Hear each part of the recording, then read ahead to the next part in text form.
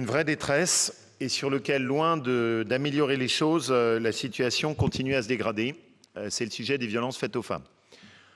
Le confinement a été absolument horrible.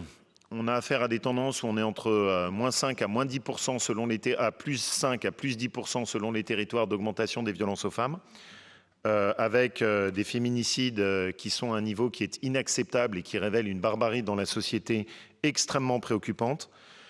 Vous savez que ce sont des sujets où, grâce à un certain nombre d'élus de la région qui, dès le précédent mandat, s'étaient vraiment saisis de la question, notre région est très impliquée depuis longtemps. Je veux vraiment ici remercier le travail des associations, plus particulièrement un certain nombre d'associations sur Lyon, en Savoie. Je pense aussi au maire de Nantua qui est très impliqué sur les questions de protection des victimes et qui est un homme remarquable. On a beaucoup de chance de l'avoir sur notre territoire. On a beaucoup œuvré.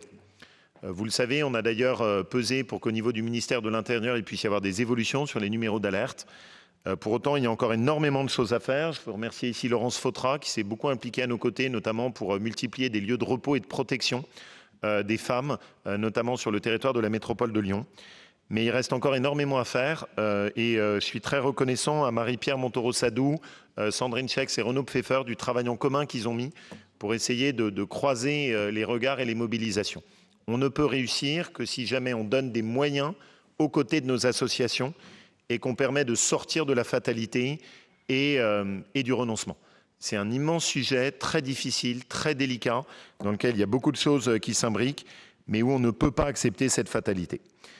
Madame Montoro-Sadou, vous avez la parole en lien avec Renaud Pfeffer.